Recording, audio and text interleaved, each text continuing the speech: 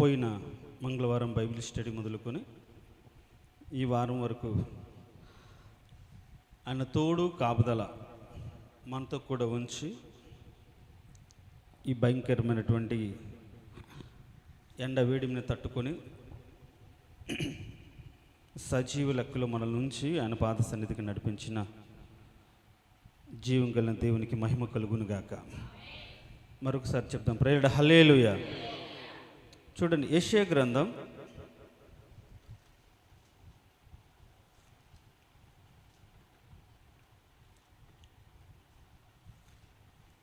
62వ అధ్యాయం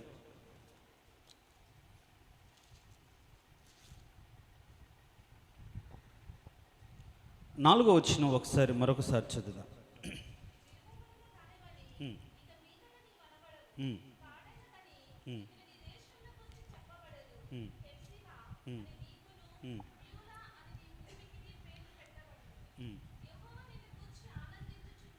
చాలు. దేవుడు ఈ వాక్యం ద్వారా మనతో మాట్లాడును గాక. తలలు వంచుని చిన్న ప్రార్థన చేసుకుంది. మహోన్నతుడ, సర్వాధికారి, జీవం కలిగిన దేవ, ఈ బైబిల్ స్టడీలో నీ వాక్యాన్ని మేము ధ్యానిస్తుండగా నిన్ను గూర్చిన జ్ఞానం మాకు దయచేయండి. నీ వాక్యంలో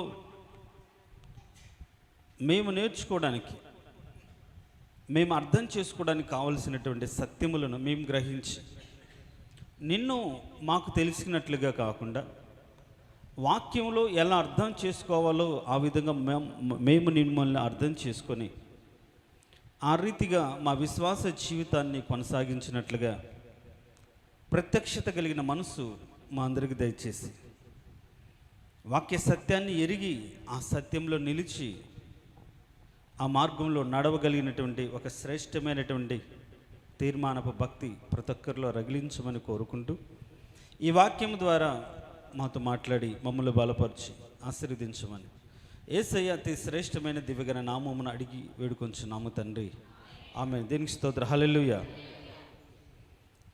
పోయిన వారం ఈ మాటను మనం చదివాం. అయితే పోయిన వారం ధ్యానం చేసినప్పుడు ఒక మనిషి ఎందుకు విడవబడతాడు అనే విషయాన్ని మనం ధ్యానం చేసాం. దేవుడు ఒక వ్యక్తిని ఎందుకు విడిచిపెడతాడు, మళ్ళీ విడిచిపెట్టడానికి గల కారణం ఏంటి, విడిచిపెట్టబడిన వారి యొక్క స్థితి ఏంటి అనే విషయాలను మనం పోయిన వారం విన్నాం. మీరు విని మర్చిపోయేవారిగా ఉంటే ఉపయోగం లేదు. ఈరోజు మా క్లాసులో మగపిల్లల్ని నేను చాలా సీరియస్గా తిట్టడం అంటే బూతులు కాదు, అరిసే. ఒక్కడు నోట్స్ తెచ్చుకోడు. వాడు తెచ్చుకున్నవాడు కూడా ఎవడో బ్యాగ్లో పెట్టుకుంటాడు. నోట్స్ చెప్పేటప్పుడు రాయడు, క్లాస్ చెప్పేటప్పుడు మాట్లాడుతుంటారు. క్లాస్ చెప్పేటప్పుడు మాట్లాడుతుంటే నాకు చాలా చిరాకు అనిపిస్తే చాలా సీరియస్గా గట్టిగా వార్నింగ్ ఇస్తాను. అయితే నేను అన్నాను, మీకంటే రాను వాళ్ళే, క్లాసులకు రాకుండా ఉన్న వాళ్ళే 1000 రెట్లు మేలు అని చెప్పాను. అదేంటి సార్, మేము కష్టపడి రోజు ఉదయాన్నే లేచి ప్రిపేర్ అయ్యి కాలేజీకి వస్తున్నాం కదా, కాలేజీకి రాని వాళ్ళే మేలు అని నువ్వు ఎట్లా అంటున్నావు అంటే, నేను అన్నాను, వాళ్ళన్న ఒక నిర్ణయం తీసుకొని రాకుండా ఏదో ఒక పని చేసుకొని తల్లిదండ్రులకు ఉపయోగకరంగా ఉన్నారు, ఏదో ఒకటి నేర్చుకున్నారు. 3 సంవత్సరాల జీవితం అనేది ఏదైనా నేర్చుకోవడానికి సాధ్యమే. కొందరు కారు నేర్చుకుంటారు, కారు డ్రైవర్లు అవుతారు. కొందరు ఆటో నేర్చుకుంటారు, ఆటో డ్రైవర్లు అవుతారు. కొందరు రాడ్ బెండింగ్ పని నేర్చుకుంటారు. ఈ 3 సంవత్సరాల్లో అదే పని చేయగలిగితే మేస్త్రీలు అవుతారు, పనిలో నిపుణత సాధిస్తారు. అట్ ద సేమ్ టైం వాళ్ళు ఎగ్జామ్స్ రాయడానికి పాసిబిలిటీ ఉంది కాబట్టి కాస్త ఆ పని చేసుకుంటూ రోజు 1 గంట చదివితే పాస్ అవుతారు, డిగ్రీ వస్తుంది. ప్లస్ వాళ్ళు పని చేసుకున్న వాళ్ళు స్కిల్ కూడా ఉంటుంది. కానీ మీరు వృధాగా వేస్ట్గా వచ్చి కాలక్షేపం చేసుకుంటూ నోట్స్ రాయకుండా, క్లాస్ వినకుండా, సొల్లు కబుర్లు దేని గురించి మాట్లాడుకుంటూ ఊరికి వేస్ట్ చేసుకోవడం వ్యర్థం. దానివల్ల రాకపోయిన వాళ్ళు మంచిది కదా, వాళ్ళే 1000 రెట్లు బెటర్ కదా, ఏదో పని చేసుకుంటూ బతుకుతున్నారు. మీరు మీ పేరెంట్స్ను మోసం చేస్తున్నారు. అయ్యో మా అబ్బాయి కాలేజీకి వెళ్తున్నాడని మీ తల్లిదండ్రులు ఉదయాన్నే లేసి వంట చేసి పెట్టడం, డబ్బులు ఇవ్వడం, ఎన్ని చేస్తున్నారు. మీరు కాలేజీకి వెళ్ళి ఏం నేర్చుకుంటున్నారు? ఒక క్వశ్చన్ అడిగితే చెప్పరు, లేచి అందరు వరుసగా నిలబడతారు, నిలబడడానికి సిగ్గుపడరు, తిరితే ఒకరి నుంచి ఒక నవ్వుకుంటారు. దీనివల్ల ఏమన్నా ఉపయోగమా? వచ్చి ఏమీ రాని వాళ్ళుగా ఉండేదానికంటే రాకపోయినా ఏదో ఒకటి నేర్చుకొని బ్రతుకు తెరువు కోసం బతికే వాళ్ళు 1000 రెట్లు మేలు కదా. వస్తే చదువు నేర్చుకోవాలి, లేకపోతే ఏదైనా పని నేర్చుకోవాలి. మీరు 2 నేర్చుకోకుండా వృధాగా ఉంటున్నారని చాలా గట్టిగా తిట్టారు. అలానే మందిరానికి వచ్చిన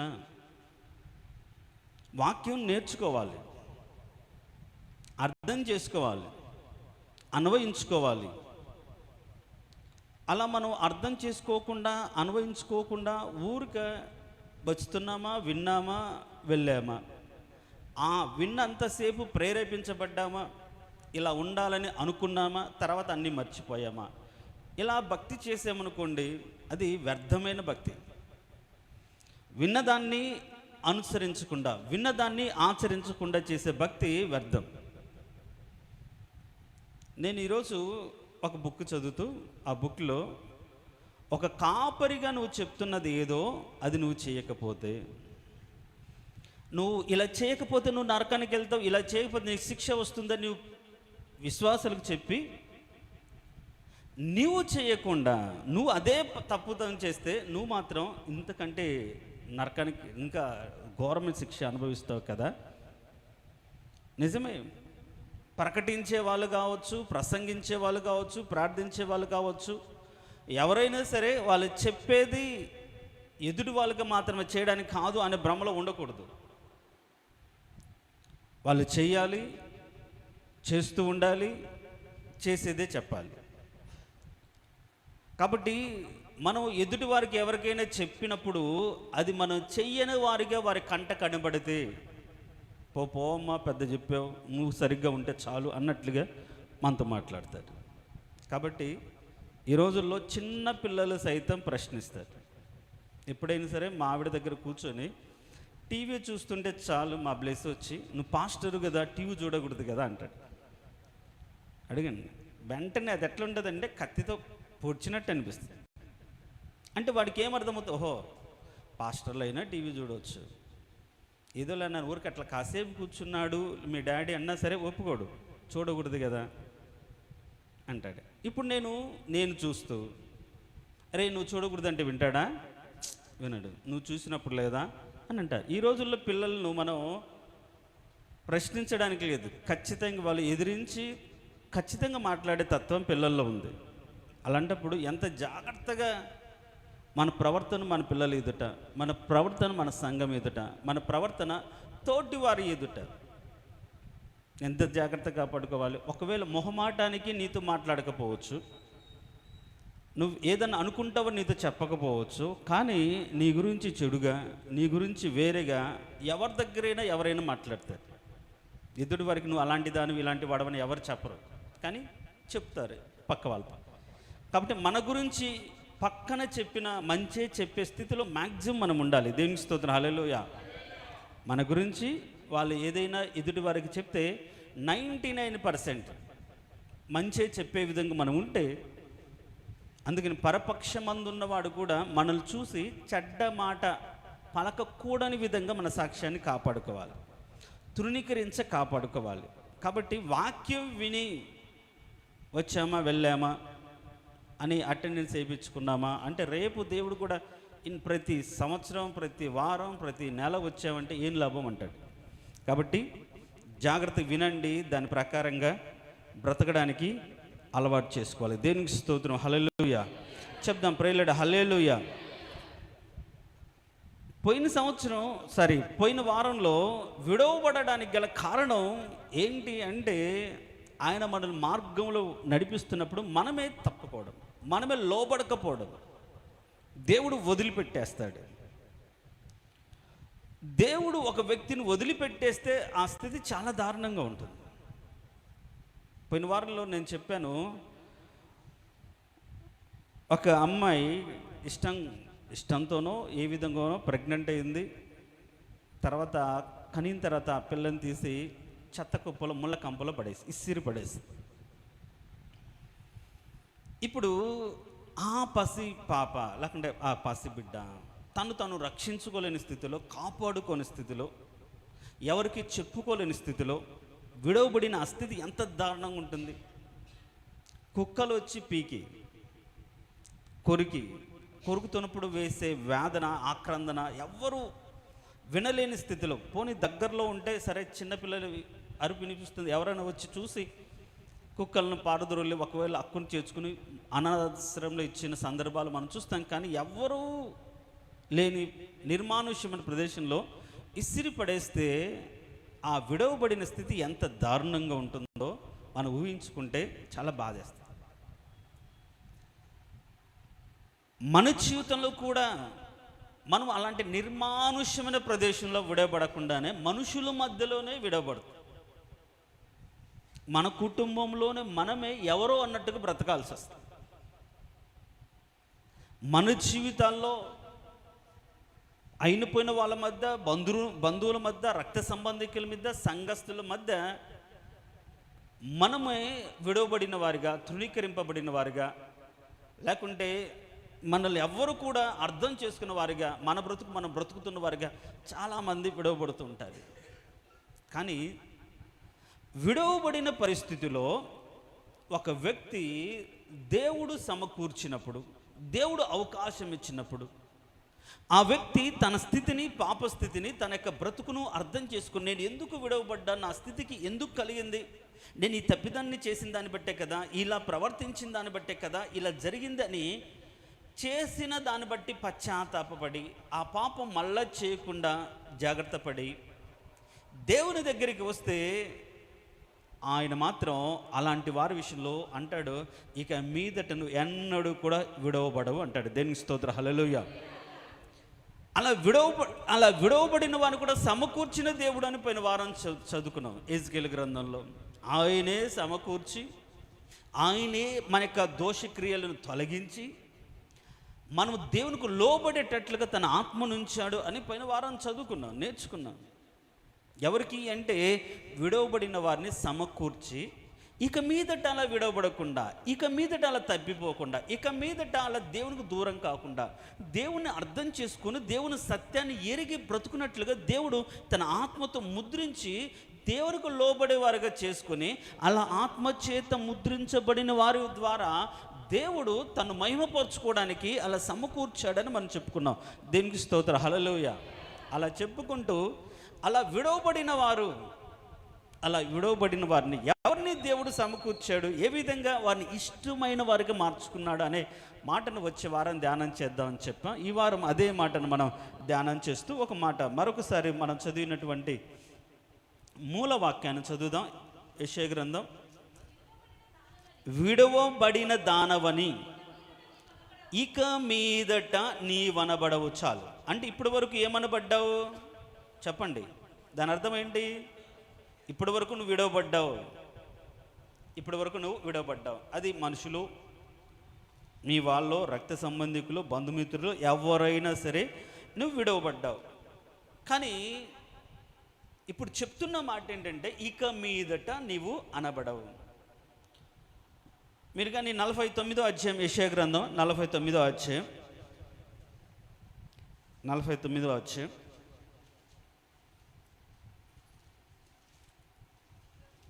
14 వచ్చిన చదవండి.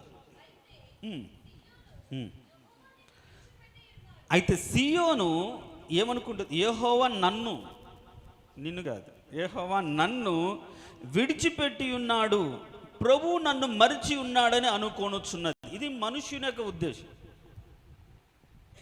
కష్టం కలగగానే, బాధ కలగగానే, బంధువులు దూరం అవగానే, ఎవరైనా సరే మనకు అనుకున్న స్థాయి స్థానం తక్కువగానే, దేవుడు నాకు తోడుగా ఉంటే నాకెందుకు ఇలా కలుగుతుంది, దేవుడు నన్ను వదిలిపెట్టేశాడు అని ఎవరు అనుకుంటారు? మనుషులు అనుకుంటారు. ఈ వాక్యం కూడా మనం ధ్యానం చేసాం. అయితే సియోను కుమారి అంటే ఎవరు అంటే దేవుని ఎరిగి దేవునికి అత్యంత సమీపంగా ఉన్న వాళ్ళే. యెరూషలేము కుమార్తెలు కాదు. అంటే దేవుని మనసు ఎరిగి, దేవుని చిత్తాన్ని ఎరిగి ఇలా బ్రతకాలని ఒక ప్రతిష్ఠించుకొని ఒక తీర్మానపూర్వకమైన భక్తి చేస్తున్న వాళ్ళే కొన్ని సందర్భాల్లో కొన్ని పరిస్థితులను బట్టి దేవుడు నన్ను మర్చిపోయాడు, దేవుడే నాకు తోడుగుంటే నాకు ఈ గతి ఏం పడుతుంది, నా జీవితం ఎందుకు ఇలా మారిపోతుంది, దేవుడు ఏం చేయకుండా ఉన్నాడు అని అనుకుంటుంది. అయితే కింది వచ్చిన మనం చదివితే ఏమని ఉంది? స్త్రీ తన గర్భమును పుట్టిన బిడ్డను కరుణింపకుండా తన చంటి బిడ్డను మరుచునా? వారైనా మరుచుదురు కానీ నేను నిన్ను మరువను. చూడుము, నా అరచేతుల మీదన నేను చెక్కి ఉన్నాను, నీ ప్రాకారం నిత్యము నా ఎదుటనే ఉన్నవి. దేవునికి స్తోత్రం. హల్లెలూయా చెప్దాం. ప్రేలడ హల్లెలూయా. దేవుడు ఎవరిని ఎక్కువ కాలం వదిలిపెట్టడు. మనం ఇష్టము లేకపోయినా సరే మనం కాదనుకొని వెళ్ళిన బైబిల్ ఏమని రాయబడిందంటే, లోబడనొల్లని వారి వైపు దినమెల్లా అని తన చేతులు ఎప్పుడెప్పుడు వస్తాడా, ఎప్పుడెప్పుడు వస్తారా, ఎప్పుడెప్పుడు తెలుసుకుంటారా అని ఆయన ఎప్పుడు కూడా మనం రాక కోసమే ఎదురు చూస్తున్నటువంటి దేవుడు. కాబట్టి ఒకవేళ ఈరోజు నీ మనసులో ఈ ఆలోచన ఉంటే వాక్యం చెప్తున్న మాట, ఆయన మరువుడు. స్త్రీ తన చంటి బిడ్డను మరుచునా? మరచు. ఒకవేళ మర్చిపోవచ్చు, కానీ నేను మరవను. ఇందాక మనం చెప్పుకున్నాం కదా, కానీ పడేసింది. అలా ఉన్నారు.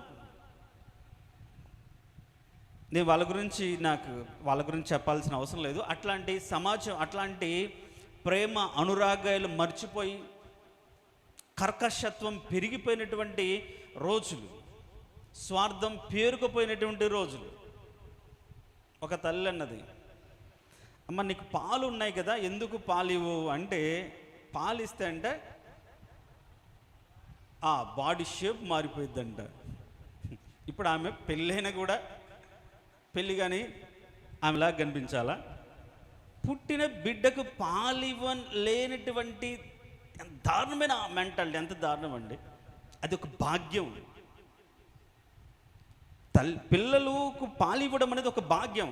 పాలు లేకుండా చాలామంది డబ్బా పాలు పట్టిస్తున్నప్పుడు ఎంత వేదన పడుతుంటారు. నా కడుపున పుట్టిన బిడ్డకు నేను పాలు ఇవ్వలేకపోతున్నానే అని వీలదు. ఉండి కూడా పడి కూడా ఇవ్వడానికి మాత్రం ఇష్టం ఉండట్లా. కారణం ఏంటంటే తమ మీద ప్రేమ, కన్న బిడ్డల మీద కూడా ప్రేమ ఉండట్లే. అలాంటి వారు ఉండొచ్చేమో, ఉన్నారు. కానీ దేవుడు అలాంటి వాడు కాదు. నేను అట్లా అంత స్వార్థం కాదు. ఒకవేళ నిమిషం మాత్రం నేను నిన్ను వదిలిపెట్టానేమో, అది కూడా నువ్వు అర్థం చేసుకుంటావని. అది కూడా నిన్ను కొట్టడానికి గల కారణం ఏంటి అంటే, ఆ స్థితిలోనైనా సరే నీ దేవుడు గుర్తొస్తాడేమో. కానీ మొండిగా ఉన్నా సరే ఇంకా మార్చుకుంటావేమో అని దేవుడు ఎదురు చూస్తున్నాడే తప్ప, నేనైతే మరిచేవాని కాదు. ఎప్పుడు కూడా నా అరచేతుల మీద నేను చెక్కు అంటే నిత్యం నా కన్నుల ఎదుటనే ఉంటావు. దేవుని ప్రేమ అది. దేవుని ప్రేమను మనమే తక్కువ అంచనేస్తాం, మనమే తక్కువ అంచనేసుకుంటాం. కానీ ఆయన మాత్రం నేను విడిచిపెట్టే దేవుడని కాను అని చెప్తున్నాడు. దేవునికి స్తోత్రం. హల్లెలూయా. అలాంటి గొప్ప దేవుని కలిగి ఉన్నందుకు మనం ధన్యులం.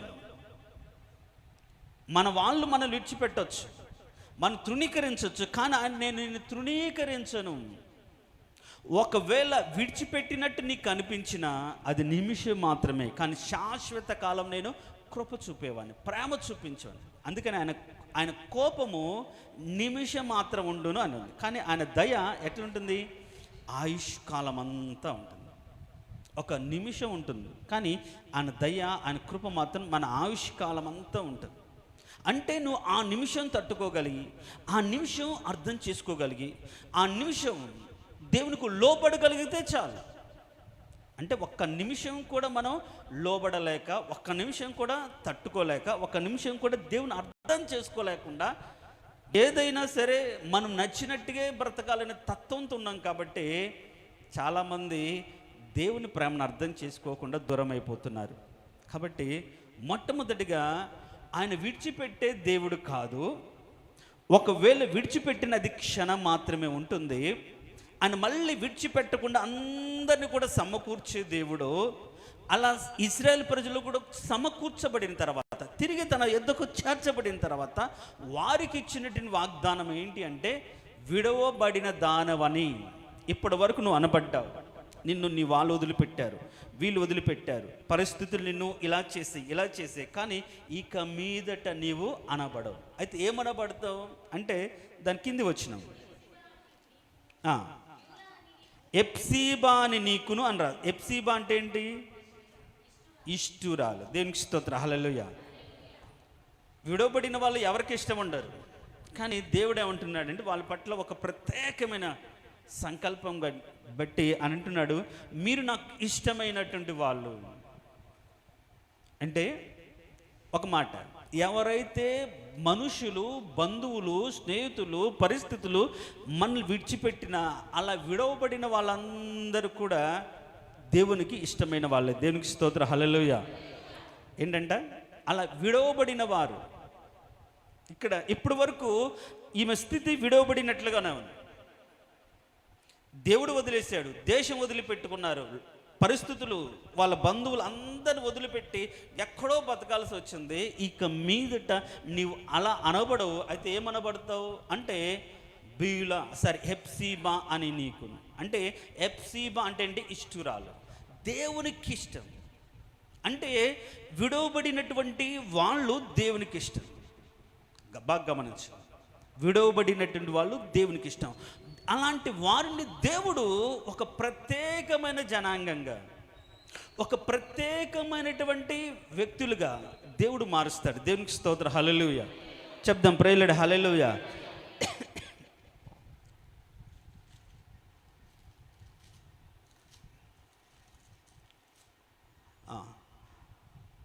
విడవబడిన దానవని అనబడవు. తర్వాత పాడైనదని ఇక నీ దేశమును గూర్చి చెప్పదు. పాడైనది అని నీ దేశం గురించి చెప్పబడదు. ఇక్కడ విడవబడడం అనేది ఇక్కడ తర్వాత పాడైనది అంటే మన యొక్క పరిస్థితి, మనమున్నటువంటి స్థితి, మనం కలిగినటువంటి స్థితి. పాడైనది ఇక్కడ విడవబడడం అంటే పరిస్థితి, పాడైనది అంటే మనస్థితి. ఎవరైతే ఇప్పుడు విడవబడితేనే వాళ్ళ పరిస్థితి, ఆ పరిస్థితిలో వాళ్ళ స్థితి మారిపోతుంది. అవునా? ఇప్పుడు బాగా సంపాదించే వాళ్ళు ఉన్నారు, నెలకు 25,000 సంపాదించే వాళ్ళు ఉన్నారు. సడన్గా ఉద్యోగం పోతుంది, లేకుంటే ఆ 25,000 రావు. ఇప్పుడు నెలకు 6-7 సంపాదించుకోవాల్సి వచ్చిన పరిస్థితి. అలాంటి పరిస్థితులు ఏం మారిపోతుంది? ఇప్పుడు 25,000 వచ్చినప్పుడు కట్టే శారీసు, వేసుకున్న డ్రెస్సులు, ఇప్పుడు నెలకు 4-5,000, 5-6,000 వస్తున్నప్పుడు కట్టగలుగుతారా? లేదు. సో పరిస్థితి మారిపోయినప్పుడు వాళ్ళ స్థితి, వ్యక్తిగతమైన స్థితి కూడా మారిపోతుంది. సో ఇప్పుడు ఇక్కడ విడవబడిన దాన్ని బట్టి ఆమె పాడైపోయింది. ఇప్పుడు ఆమె బ్రతుకు పాడైపోయింది. కానీ ఇప్పుడు దేవుడు ఏమంటున్నాడంటే, విడవబడిన దానవని నువ్వు ఇక మీదట అనబడవు. పాడైనదని, ఇంకా ఈయనదేముంది, అయిపోయింది, వీళ్ళ బ్రతుకు ఇంతే, నాశనం అయిపోయింది, వీళ్ళ జీవితం అయిపోయింది, ఇంతే అని ఇప్పుడు నీ గురించి అన్నారేమో. కానీ ఇక మీదట నీ గురించి, నువ్వు బ్రతుకుతున్న స్థితి గురించి అనబడదు అని చెప్తున్నాడు. దేవునికి స్తోత్రం, హల్లెలూయా. ఒకవేళ ఈరోజు మనస్ఫూర్తిగా ఈ మాటలను మీరు అంగీకరించగలిగితే,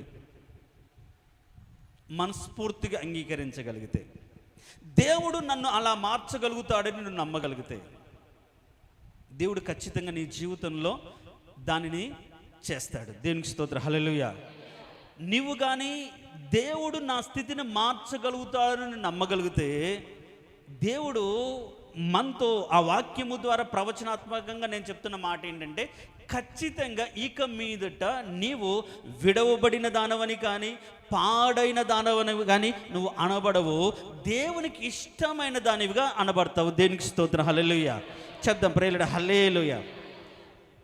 మనుషులు అంటారేమో, మనుషులు అనుకుంటారేమో వాళ్ళ జీవితం పాడైపోయింది, వాళ్ళ బ్రతుకు పాడైపోయింది, వాళ్ళ కుటుంబం పాడైపోయింది, వాళ్ళ బిడ్డలు పాడైపోయారు, వాళ్ళ పిల్లలు పాడైపోయారు, వాళ్ళు పాడైపోయారు, వాళ్ళు విడవబడ్డారు, వాళ్ళ బతుకు అలాంటిది, వాళ్ళ స్థితి అలాంటిది అని మనుషులందరూ అనుకుంటారేమో. కానీ దేవుడు ఏం చెప్తున్నాడంటే, ఇక మీదట నువ్వు అలా అనబడవు అంటున్నాడు. దీనికి స్తోత్రం. హల్లెలూయా చెప్దాం. Prayer lord. హల్లెలూయా.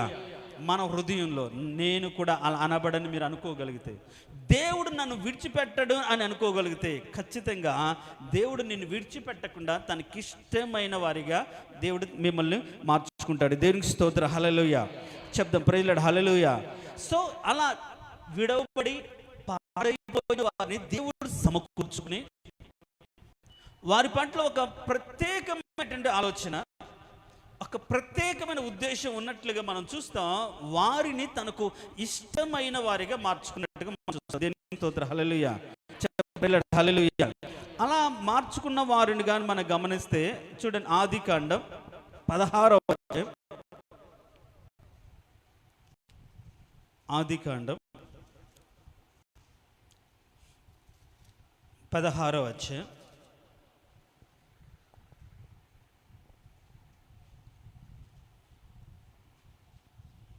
6వ వచనం నుంచి నేను చదువుతాను చూడండి. 5.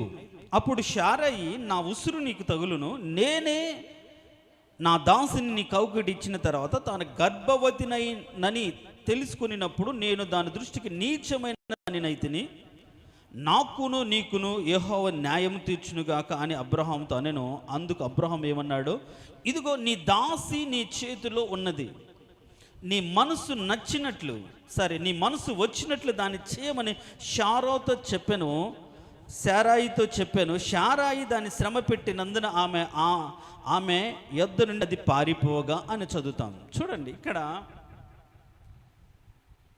మనం ముందే చెప్పుకున్నాం, పరిస్థితులు మారిపోతాయి. పరిస్థితులు, దాసిగా వచ్చిన హాగరు ఇప్పుడు యజమానురాలుగా మారింది. ఎప్పుడైతే శారాయి యొక్క మాట అబ్రహాం విన్నాడో, సో ఆమెను కూడా తన భార్యగా చేర్చుకున్నాడు. అది ఒక స్థానం మారింది. దాసి అంటే ఇంట్లో తినడానికి ఉండదు, తాగడానికి ఉండదు, ఏదైనా సరే పర్మిషన్ తీసుకోవాలి. నేను తినొచ్చా, నేను తాగొచ్చా, నేను ఉండొచ్చా, వెళ్ళవచ్చా, ప్రతిదీ కూడా సొంత నిర్ణయం. ఆకలేసి అలమటించాల్సింది తప్ప, ప్రాణం పోయినా అట్లా పోవాల్సింది తప్ప కనిపిస్తున్న తినడానికి లేదు. అది దాసుల యొక్క స్థితి ఆ రోజుల్లో. బానిసుల యొక్క స్థితి అలాంటిది. అలాంటి దాసిగా ఉన్నటువంటి హాగరుకు దేవుని కృపను బట్టి అనుకోకుండా అదృష్టం వరించిందేమో, భారీగా మార్చబడింది. కానీ ఈమె గర్భవతి అయినప్పుడు ఏమనుకోవాలి జనరల్గా, నేను దాసురాలుగా వచ్చాను, దీనురాలుగా వచ్చాను, ఒక దరిద్రురాలుగా వచ్చాను, ఇంట నేను ఏమి లేని దానికి ఉన్నాను, ఈరోజు నా యజమానురాలుగా ఆమె దృష్టిలో నేను ఘనమైన దానికి ఎంచబడి ఆమె స్థానం నాకు ఇచ్చింది అని ఆమె పట్ల ఒక గౌరవాన్ని, ఈరోజు అందరూ కూడా పని వాళ్ళందరూ కూడా నన్ను గౌరవిస్తున్నారంటే, అమ్మ ఇది నీ దయనే, ఒకవేళ నీవే నాకు ఈ స్థితి ఇవ్వకపోతే నాకు ఈరోజు వచ్చేది కాదు కదా అని తాను గర్భము దాల్చిన దాన్ని బట్టి ఒక కృతజ్ఞత ఆమె కలిగి ఉండాలి. ఈ రోజుల్లో అవసరం ఉన్నప్పుడు ఒక విధంగా, అవసరం తీరిన తర్వాత ఒకలాగా ఉంటారు. మొదట హాగర్ మెంటాలిటీ అలానే మాకు అలా అనిపిస్తుంది. ఈమె దాసురాలు కాబట్టి, ఇప్పుడు దాసి కాబట్టి నువ్వు అతనికి భారీగా ఉండమంటే ఉంటుందా? ఆ వ్యక్తిత్వం ఉండాల్సిన అవసరం లేదా?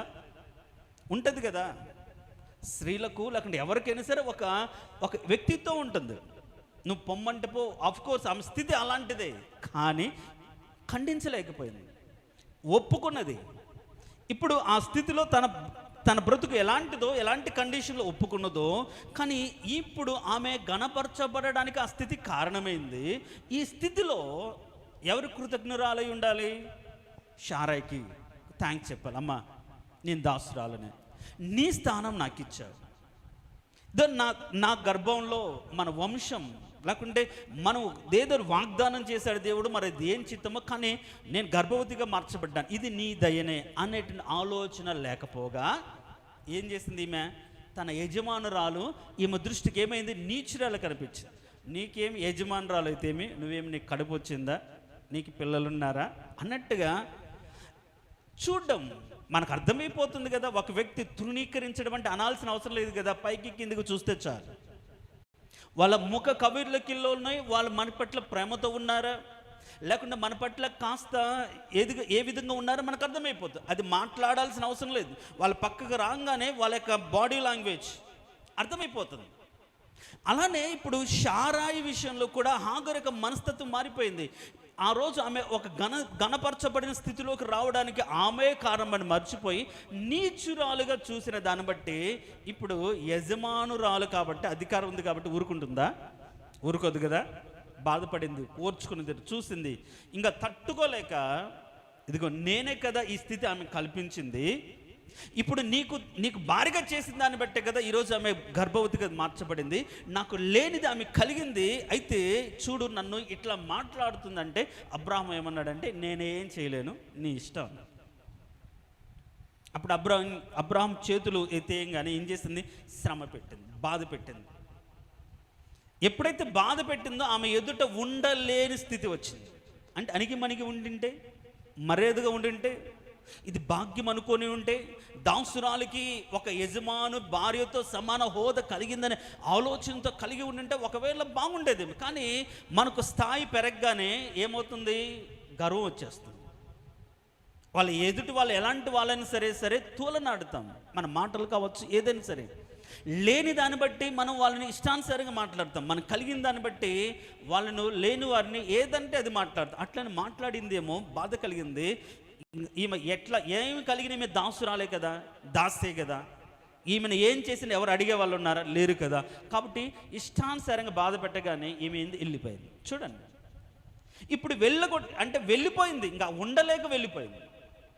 ఇప్పుడు ఉండలేక వెళ్ళిపోయిన దాంట్లో ఈమె తప్పు ఉంది వాస్తవానికి. కానీ కుటుంబం వదిలేసింది, భర్త వదిలేశాడు. అంటే సరే భర్తని చెప్పచ్చు కదా, నీకెందుకు ఇలా చేస్తున్నావు? ఇప్పుడు ఆమె చెప్పకపోతే నీకు ఈ స్థితి వచ్చేది కాదు కదా, అర్థం చేసుకో, అణిగి ఉండు, నీ స్థానం నీకు ఉంటుంది, ఎందుకు అట్లా మాట్లాడుతావు? లేక అలా అని చెప్పాల్సిన అబ్రహాం కూడా వదిలేసాడు. పోనీ ఆమె కూడా ఎవరు చెప్పలేని స్థితిలో, అక్కడ ఉండలేని స్థితిలో విడవబడింది. ఎవరైనా వెంటబడి వచ్చారా? అరే నిండు గర్భిణి, ఇల్లు వదిలిపోయింది, పాప ఎక్కడికి పోయిందో ఏం తిన్నదని ఎవరైనా వచ్చారా? ఎవరు రాలే. పోనీ అది ఏదైనా ఊరా? కాదు. పోనీ తను మట్టుకు తను బతకగలిగిన స్థితి లేదు. కానీ మనం చూస్తాం, విడవబడిన వారిని దేవుడు వెతుక్కుంటూ వచ్చినట్టుగా మనం చూస్తాం. చూడండి, అదే ఆదికాండం 16వ అధ్యాయంలో, అరణ్యములో నీటి బుగ్గ యొద్ద షూరు మార్గంలో ఆమెను కనుగొని. చాలు. ఎవరు కనుగొన్నారు? వాళ్ళ ఊరి వాళ్ళ బంధువుల? అమ్మ నువ్వు ఇక్కడేం చేస్తున్నావు, నువ్వు ఇక్కడ కదా ఈ టైంలో ఇక్కడేం చేస్తున్నావు, ఒంటరిగా ఉన్నావేంటి, అసలు ఏం జరిగింది అని పరామర్శించే వాళ్ళు ఎవరైనా ఉన్నారా? ఒకవేళ మనం అలాంటి స్థితిలో ఎవరైనా అట్లా కనిపిస్తే మనం అడుగుతాం కదా, ఏంది ఈ వయసులో 9 నెలల గర్భంతో ఉండి ఎవరు లేరు, నువ్వు ఒక్కదాని ఉన్నావు, ఊర్లో కనిపించావు, అసలు ఏంటి అని కనీసం అడుగుతావు. అట్లా అడిగే వాళ్ళు లేరు, చూసిన వాళ్ళు లేరు, వెంట వచ్చిన వాళ్ళు లేరు. ఆమె వచ్చి ఎన్ని రోజులైందో మనకు తెలియదు. కానీ ఎవరు కూడా ఆమె దగ్గర రాకపోతే ఒక నీటి బుగ్గ దగ్గర ఏం చేస్తుంది? తినడానికి తిండి లేక ఆ వయసులో లేకుంటే ఆ టైంలో నిండు నెలల గర్భిణిగా ఉన్న ఆమె ఏం చేసింది అంటే నీళ్లు తాగుతూ బతుకుతున్నట్టు నా స్థితిలో మనుషులు ఎవ్వరూ కూడా గమనించాలని స్థితిలో దేవుడు కనుగొని. దేనికి స్తోత్రం, హల్లెలూయా. ఇప్పుడు ఈమె చేసిన తప్పిదాన్ని బట్టి వెళ్ళగొట్టబడింది, అంతేనా కదా? కానీ ఇప్పుడు దేవుడు ఆ తప్పిదాన్ని బట్టి ఆయన కోపగించుకున్నాడా? లేదు. దేవుడే అర్థం చేసుకుని వచ్చాడు. దేనికి స్తోత్రం, హల్లెలూయా. అర్థం చేసుకుని కనుగొని అసలు నీ స్థితి ఏంటి, నువ్వు ఎక్కడికి వెళ్తున్నావు, ఎక్కడికి వెళ్ళి బతకగలుగుతావు, ఎక్కడ ఉండగలుగుతావు, నువ్వు ఎక్కడికి వెళ్తావు? పుట్టింటికి వెళ్తే నేను రాణిస్తారా? పోనీ ఒకవేళ పుట్టింటికి వెళ్తే నీ భర్త ఎవరని చెప్తే నువ్వు చెప్పగలుగుతావా? ఎందుకు వచ్చావంటే చెప్పగలుగుతావా? అసలు దేవుడు ఎట్లా మాట్లాడాడో మనకు తెలియదు. కానీ ఆమెను కనుగొని ఒక్క ప్రశ్న అసలు అక్కడ కూడా అంటారు, షారాయి దాసివైన హాగరు అంటే ఆమె స్థాయిని స్థానాన్ని కూడా గుర్తు చేస్తూ, నువ్వు దాసురాలవే, నువ్వు దాసివే, కానీ నువ్వు ఎక్కడి నుంచి వచ్చావు, ఎక్కడికి వెళ్తున్నావు అన్నప్పుడు అప్పుడు ఆమె అంటది ఒక మాట, నా యజమానురాలు షారాయి దగ్గర నుంచి అంటారు. చూడండి, ఆమెలో ఉంది ఆ ఆలోచన, ఆమె నా యజమానురాలు, ఎప్పటికీ ఆ స్థానం నాది కాదు అనే ఆలోచన ఉంది. కానీ గర్వం ఉంటుంది కదా, ఆ గర్వంతో ఆ మాటలు, గర్వంతో ఉన్న మాటలు, తృణీకార భావంతో ఉన్న దాన్ని బట్టే ఆమె వెళ్ళగొట్టబడింది. ఇప్పుడు దేవుడు అడిగిన మాటల్లో ఈమె ఒక తగ్గింపు కలిగి తన స్థితి, ఎప్పుడైతే దేవుడు నువ్వు షారాయి దాసి అన్నాడో అప్పుడు ఆమె నా యజమానురాలు అని తను అర్థం చేసుకోగలిగిందో అంటాడు. అక్కడ చూడండి 16వ అధ్యాయం చూడండి. ఇప్పుడు అక్కడ మనం అర్థం చేసుకోవాలని పాయింట్, షారాయి దాసివైన హాగరు ఎక్కడి నుండి వచ్చితివి, ఎక్కడికి వెళ్ళుచున్నావు అని అడిగినందుకు అది నా యజమానురాలైన షారాయి యొద్ద నుండి పారిపోవచ్చున్నాను. మనం ఇది జనరల్గా చెప్పినట్టు ఉంటుంది, కానీ దానిలో ఆ మాటను మీరు అర్థం చేసుకుంటే, అయ్యా నా స్థితి ఇది, నా యజమాని దగ్గర నుంచి నా స్థితిని బట్టి నేను పారిపోయి వచ్చాను, వెళ్ళగొట్టబడ్డాను, ఆమె నా యజమానురాలే. ఇప్పుడు ఇంకా నేను వచ్చేసిన తర్వాత ఆమె ఏంటి నాకు యజమానురాలు అన్నట్టు మాట్లాడిందా? అల్లేదు. ఇప్పుడు మనం అవసరం తీరిపోయిన తర్వాత ఎవరు వాళ్ళు, నాకు అవసరం లేదు, మా నాన్న కాదు, మా పెద్దనాన్న కాదు, మా తాత కాదు, అత్త కాదు, ఏం కాదు, నాకు వాళ్ళకి సంబంధం లేదు. ఇప్పుడు నువ్వు బతకగలుగుతున్నావు, నువ్వు తినగలుగుతున్నావు, నువ్వు ఉండగలుగుతున్నావు కాబట్టి నిన్ను పోషించి, నీకు ఇచ్చి, నిన్ను బలపరిచి, నీకు ఆదరించిన వారు కాకుండా పోతారా? వాళ్ళు కాదు అంటే అలా మర్చిపోకుండా ఈమె నా యజమానురాలని ఒప్పుకుంటుంది. ఇప్పుడు ఇదే విషయాన్ని మనం చెప్పుకోవచ్చు. ఇప్పుడు యాకోబుని ఏమన్నాడు, ఇందుకు నీ పేరేమి అన్నాడు కదా దేవుడు, అంటే ఆయన ఏమన్నాడు, యాకోబు అన్నాడు. అంతేనా అన్నది? అంతేనా? అంటే ఏంటి దాని అర్థంలో, నేను మోసగాడిని, తండ్రిని, మామను, లేకుండా నా కుటుంబాన్ని మోసం చేసిన వాడిని అన్నట్టుగానే ఈ మాట కూడా అర్థమవుతుంది కదా, నా యజమానురాలు దగ్గర నుంచి నేను వెళ్ళిపోతున్నాను. చూడండి, మన జీవితాల్లో ఎప్పుడైనా మన స్థితి మనకు అర్థమైతే దేవుడు మనల్ని సమకూరుస్తాడు. ఆ స్థితిని అర్థం చేసుకోకుండా అదే స్థితిలో గర్వంతో నాకేం అవసరం ఉంటే అలాంటి వారిని దేవుడు చేరదీయడు. అలాంటి వారికి దేవుడు కనికరం రాదు. అడిగాడు, నువ్వు హాగరు, నువ్వు షారాయి దాసివి అంటే, అవునయ్యా నా యజమానురాలు దగ్గర నుంచి పారిపోతున్నాను అంటే అక్కడ ఎన్ని భావాలు మనం అర్థం చేసుకోవచ్చు. అయితే ఇప్పుడు ఏమన్నాడు, అయితే నీ యజమానురాలు నువ్వు అంగీకరిస్తున్నావు కాబట్టి, నువ్వు ఒప్పుకుంటున్నావు కాబట్టి ఇప్పుడు ఏమంటున్నాడు, నీ యజమానురాలు దగ్గరికి వెళ్ళి అణిగి మణిగి ఉండు అంటాడు. ఆ మాట అక్కడ ఉందా లేదా? అప్పుడు యెహోవా దూత నీ యజమానురాలు దగ్గరికి తిరిగి వెళ్ళి ఆమె చేతి క్రింద అణిగి ఉండుము అని చెప్పాడు. తర్వాత ఆయన చెప్తూ 10వ వచనం ఏం చెప్తున్నాడంటే, యెహోవా నీ సంతానం నిశ్చయంగా విస్తరింపచేసేదను, అది లెక్కింప వేలు లేనంత విస్తారమగునని దానితో చెప్పాను. దేవునికి స్తోత్రం, హల్లెలూయా. ఇప్పుడు ఆమెకు ఒక వాగ్దానం ఇచ్చాడు. ఈ వాగ్దానం ఎప్పుడు నెరవేర్చబడింది? ఆయన మాటకు లోబడితే. ఏం చెప్పాడు, నువ్వు వెళ్ళి నీ యజమానురాలు దగ్గర, ఆమె యజమానురాలే కాబట్టి నువ్వు అణిగి ఉండాల్సిందే. అందుకని బైబిల్లో కూడా దాసుడు ఎప్పుడు యజమానుడి కంటే గొప్పవాడు కాడు అని కొత్త నిబంధనలు కూడా ఉంటుంది. కాబట్టి మనం ఏదైనా ఒక చోట వర్క్ చేసేటప్పుడు, ఉద్యోగం చేసేటప్పుడు, ఒకవేళ మన పైన వాళ్ళు మనకంటే జ్ఞానం లేని వాళ్ళైనా సరే వాళ్ళు ఏం చేయాలి, మనం అణిగి ఉండాల్సిందే. కానీ మనం విచ్చలవిడిగా మాట్లాడడానికి లేదు. అలానే ఇప్పుడు కూడా చెప్పినాడు, నీ యజమానురాల దగ్గరికి వెళ్ళి అణిగి మణిగి ఉండు అంటే ఇప్పుడు ఏం చేసిందంటే అణిగి మణిగి వెళ్ళి అణిగి మణిగి ఉంది. ఎప్పుడైతే ఆమె అణిగి మణిగి ఉందో అంటే ఏంటి, వెళ్ళిన తర్వాత ఊరుకుంటుందా షారా? చెప్పండి. మనల్ని కాదని వెళ్ళిపోయి మళ్ళీ ఇంటికి వస్తే ఏమంటారు చెప్పండి అమ్మా? మీరు ఎవరిని ఏమనలే కదా, మీ పిల్లల్ని ఏమనలేదు, మీ బంధువులను ఏమనలేదు, మీ రక్త సంబంధికులు ఏమనలేదు. అవును ఏమన్నామయ్యా మాకేం తెలుసు అన్నట్లుగా మొహాలు పెట్టారు. ఇంకా ఎందుకు వచ్చావు, ఇంకా నోట పెద్ద పెద్ద మాటలు ఉంటాయి, పాపిష్టి దాన, దరిద్రపు దాన, మళ్ళీ వచ్చావు నా కొంపకు, పో, అసలు ఎవరు రమ్మన్నాడు, ఈ సిగ్గు లేకుండా వెళ్ళావు, మళ్ళీ ఎందుకు వచ్చి, ఎంత నీచంగా మాట్లాడవచ్చు. కానీ ఒకవేళ మాట్లాడినా ఏమే దేవుడు చెప్పాడు ఏమని, అణిగి మణిగి ఉండదు. ఇప్పుడు అప్పుడంటే దర్జాగా చూశారు, కానీ అది ఆ వాల్యూ పోగొట్టుకుంది, ఆ విలువ పోగొట్టుకుని వచ్చింది. కానీ ఇప్పుడు దేవుని మాటకు లోబడి అణిగి మణిగి ఉంది. చూడండి, అణిగి మణిగి ఉంటే షార ఊరుకుందా? ఏం లేదు. మళ్ళీ ఆమె కొడుకు పుట్టిన తర్వాత ఖచ్చితంగా ఏం చేసి ఇంట్లో నుంచి వెళ్ళగొట్టేసింది. మీరు 21వ అధ్యాయం చూడండి, అది ఆదికాండం 21వ అధ్యాయం. ఈ దాసిని దీని కుమారుని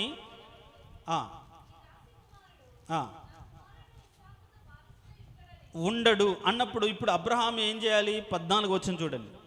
అబ్రహాము కాబట్టి తెల్లవారినప్పుడు అబ్రహాము లేచి ఆహారమును నీళ్ళ తిత్తిని తీసుకొని ఆ పిల్లవానితో కూడా హాగరునకు అప్పగించి ఆమె భుజం మీద వాటిని పెట్టి ఆమెను పంపివేసెను. ఎంత దారుణం చూడండి. 85 ఏండ్ల వయసులో తండ్రి అనిపించుకున్నాడు మొట్టమొదట, అవునా కదా? ఇప్పుడు అందరికీ ఒక అనుమానం ఉండొచ్చు, 100 ఏండ్ల వయసు నీకు పిల్లలు పుడతారంటే ఎస్ పుట్టాడు, పుట్టబోతాడు అనే ఆలోచన కూడా అందరికి చెప్పి ఉండొచ్చు. ఇస్మాయిల్ పుట్టగానే అంటే తండ్రి మీద ఉన్నటువంటి ఆ యొక్క నింద తొలగిపోయింది వాస్తవానికి. ఒకసారి ఆమె వెళ్ళిపోయి వచ్చి ఇప్పుడు అణిగి మణిగి ఉన్నప్పుడు ఇప్పుడు అబ్రహాము సరే ఇంకా నచ్చట్లేదు, ఇద్దరు ఒక ఇంట్లో ఉండలేరు, 2 కత్తులు ఒక వరలో ఇముడతాయా ఇమడవు అర్థమైపోయింది సరే అని. అప్పటికి ఆ ఇంట పుట్టి అలవర్చబడిన వాడే 318 మంది ఉన్నారే. ఆ ఇంట్లో పుట్టి అలవర్చబడిన వాళ్ళు అంటే ఆయన చెప్పినట్టుగా చేయగలిగిన పని వాళ్ళు 318 మంది ఉన్నారు.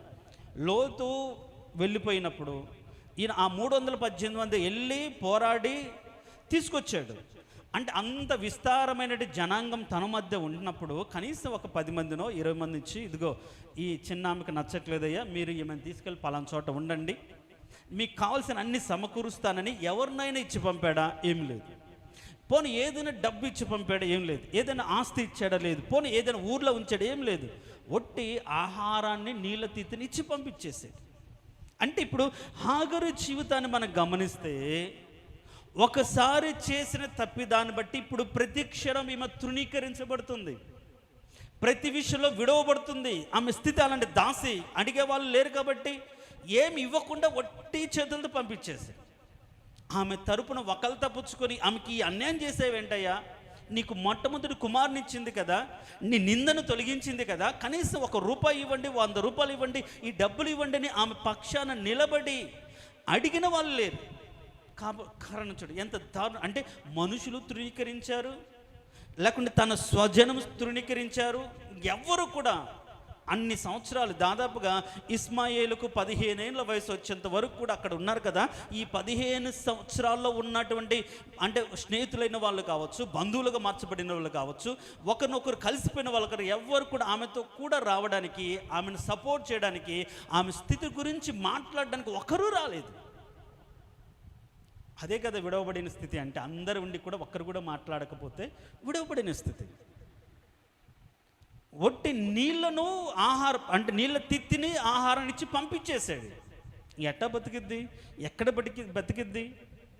ఎన్ని రోజులు ఉంటాయి ఆహారము? ఎంతకాలం ఉంటుంది ఆ నీళ్ళు? ఏం ఆలోచించాల? పంపించేశాడు, అంతే పంపించేశాడు. చూడండి అట్లా చూడండి. తెలిసి కూడా తెలిసిన వాళ్ళే దేవుని యందు భయభక్తులు కలిగిన వాడే, దేవుని ఆయన ఎదుటకు వచ్చిన వాళ్ళకి సాష్టాంగపడి వాళ్ళకు వినోదం చేసి ఆతిథ్యం చేసిన వాడే గొర్రె పిల్లని ఇవ్వలేదు, ఏమి ఇవ్వలేదు, వట్టి చేతులతో పంపివేస్తాడు. చూడండి ఎంత నిరాదరణ కుటుంబం నుంచి ఆమె పొందిందో. ఆమె స్థితిని బట్టి ఈరోజు కూడా అణిగి మణిగి ఉన్న వాళ్ళను అర్థం చేసుకోకుండా ఎంతగా ఆడుకుంటారో అంతగా ఆడుకుంటారు. మన ఎదురు మాట్లాడలేని వాళ్ళను, ఎదురు చెప్పలేనటువంటి వాళ్ళను, పరిస్థితులను బట్టి దేవునికి భయపడి ఇప్పుడు అణిగి మణిగి ఉండడానికి గల కారణం ఏంటి? దేవుడు చెప్పాడు, నువ్వు వెళ్ళి అనిక మనకు ఉండు, నీ సంతానాన్ని నేను హెచ్చిస్తాను అని చెప్పిన దేవుని మాటను బట్టి ఆ కుటుంబంలో అన్ని సంవత్సరాలు ఓర్చుకొని సహించి ఆ కుటుంబంలో ఉన్నది. ఇప్పుడైతే నెట్టి వేశారు. మళ్ళీ దేవదూత కనిపించి మళ్ళీ పంపించాడా? లేదు. ఇప్పుడు ఏం చేశాడంటే చూడండి, ఆమెను గొప్ప సంతానంగా మార్చినట్టుగా మనం చూస్తాం. చూడండి 21వ అధ్యాయం, 21వ అధ్యాయం, ఆదికాండం 21వ అధ్యాయం 20 వచ్చింది. దేవుడు ఆ చిన్నవానికి తోడైండెను, అతడు పెరిగి పెద్దవాడై ఆ అరణ్యంలో కాపురం ఉండి విలుకాడాయను. చూడండి, తర్వాత ఒక పెద్ద జనాంగమైంది. ఈ రోజుల ప్రపంచ జనాభాలో క్రైస్తవులు ఇప్పుడు ఒకవేళ 800 కోట్ల మందిలో దాదాపుగా ఒక 300-400 కోట్ల మంది క్రైస్తవులు ఉండొచ్చు ప్రపంచంలో. అయితే దాంట్లో ఒక 300 క్రైస్తవులు ఉంటే 200 కోట్ల మంది ముస్లిమ్స్ ఉన్నారు. చూడండి, ఇప్పుడు ఈ ముస్లిం జనాంగం అంతా ఎవరి దగ్గర నుంచి వచ్చారు? ఇస్మాయిల్ సంతానమే కదా. ఆ రోజు తృణీకరింపబడిన వాణ్ణి, విడవబడిన వాణ్ణి అని ఇష్టపూర్వకంగా చేసుకొని ఒక ప్రత్యేకమైన జనాంగంగా మార్చాడు. దేవునికి స్తోత్రం, హల్లెలూయా చెప్దాం. ప్రైలాడ్ హల్లెలూయా. మనం ఇక మీద నువ్వు విడవబడిన దానవన్నీ వనబడవు, పాడైనది నీ గురించి చెప్పదు, నీవు నాకు ఇష్టం. చూడండి, ఇస్మాయిలు నా కన్నులు ఎదుట పెరుగుతాడు. మీరు కానీ 16వ అధ్యాయంలో చదవండి. 16వ అధ్యాయంలో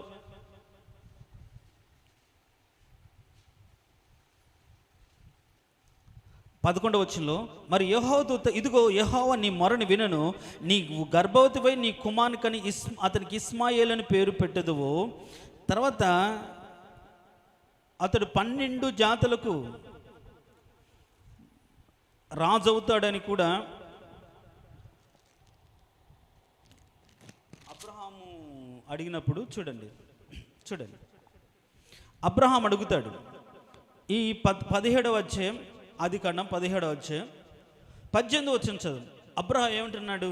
ఇంకా నాకు పిల్లలు పుడతారో లేదయ్యా, నాకు 100 ఏళ్ళు వచ్చాయి, ఇస్మాయేలు నీ సన్నిధిని బ్రతుకు అనుగ్రహింపమని దేవునితో చెప్పగా అంటాడు, దేవుడు నీ భార్య అయిన శారీ నిశ్చయంగా నీకు కుమారుని కనును, నీవు అతనికి ఇస్సాకు అని పేరు పెట్టదు, అతని తర్వాత అతని సంతానము కొరకు నిత్య నిబంధనగా నా నిబంధన అతనితో కూడా స్థిరపరచదును అంటూ 20 అంటాడు, ఇస్మాయేలును గూర్చి నీవు చేసిన మనవి వింటిని, ఇదిగో నేను అతన్ని ఆశీర్వదించి అతనికి సంతానభివృద్ధి కలగచేసి అత్యధికంగా అతను విస్తరింపజేసేదను, అతడు 12 మంది రాజులను కనును, అతని గొప్ప జనముగా చేసేదను అంటాడు. ఎంతమంది? 12 మంది రాజులు, గొప్ప జనాంగం. విడవబడిన వారని వాళ్ళు అనబడుతున్నారా? లేదు. చూడండి, దేవునికి లోబడి దేవుని దగ్గరికి వస్తే అలా ఒకప్పుడు మనుషులు విడవచ్చేమో, మనుషులు పాడైపోయింది అనుకోవచ్చేమో, కానీ అలాంటి వారిని దేవుడు ఇష్టపడి చేదరించి అలాంటి వారిని ఏం చేస్తాడు? అత్యధికంగా అభివృద్ధి పరిచే దేవుడు. దేవునికి స్తోత్రం, హల్లెలూయా చెప్దాం. ప్రైలాడ్ హల్లెలూయా. ఇప్పుడు మనం ఏం అర్థం చేసుకోవచ్చు? ఇప్పటి వరకు ఒకవేళ నువ్వు మనుషులు నిన్ను విడిచిపెట్టచ్చేమో, మనుషులను తృణీకరించవచ్చేమో, నీ స్థితిని బట్టి. ఆమె స్థితి ఏంటి? దాసి కాబట్టి మనుషులు లెక్క చేయకుండా వచ్చేమో. ఒకవేళ మనకు లేమి స్థితిని బట్టి, మనకు దరిద్రపు స్థితిని బట్టి, దీనత్వాన్ని బట్టి, మనం లేమిని బట్టి మనుషులు మనం తృణీకరించవచ్చు, లేకుంటే రకరకాల మాట్లాడవచ్చు. కానీ ఒకటి మాత్రం వాస్తవం, నీవు దేవుని సన్నిధి చెప్పినట్టుగా ఆయన ప్రార్థన విని, ఆయనకు ప్రార్థన చేసి ఆయన నీ మొర విన్నాడు కదా, ఆయన చెప్పినట్టుగా అణిగి ఉంటే, లోబడి బ్రతికితే, దేవుని చెప్పినట్టుగా చేస్తే దేవుడు నిన్ను అత్యధికమైన జనాంగంగా అభివృద్ధి పరుస్తాడు. దేవునికి స్తోత్రం, హల్లెలూయా. చూడండి, నీకు ఒక ప్రత్యేకమైన పేరు పెడతాడు, ఇష్టురాలు, నాకు ఇష్టమైన జనాంగం, ఇప్పుడు యాకోబును మార్చాడు, ఇశ్రాయేలుని పేరు పెట్టాడు. రాహాబును మార్చాడు, రాహాబు కూడా ఇప్పుడు ఆమె ఒకప్పుడు వేష, ఇప్పుడు ఏమైంది? యేసుక్రీస్తు వంశాలలో ఒక పేరుకు మార్చాడు, విశ్వాసురాలైపోయింది. విశ్వాసమును బట్టి మనం ఇట్లా చూస్తాం. ఎవరైనా సరే ఈ లోకంలో తృణీకరించబడిన వారందరినీ దేవుడు చేరదీసినట్టుగా మనం చూస్తాం. అలాంటి వారి పట్ల ఒక ప్రత్యేకమైన సంకల్పం ఉన్నట్లుగా మనం చూస్తాం. అలాంటి వారిని హెచ్చించినట్లుగా మనం చూస్తాం. అయితే ఆ తృణీకరించబడిన వాళ్ళు దేవుని ఎద్దుకు వచ్చి దేవునికి లోబడి దేవుని చిత్తానుసారంగా బ్రతకగలిగితేనే అది. అంతేగాని మన ఇష్టానుసారంగా మనం బతుకుతూ మనం హెచ్చించబడ్డాను కాదు. ఇప్పుడు యెఫ్తా గురించి అంతకుముందు చెప్పుకొని నీ అవమానంకి ప్రతిగా రెట్టింపు ఘనత కలగ చేస్తే ఆయన తృణీకరించబడ్డాడు కుటుంబంలో. దేవుడు అత్యధికంగా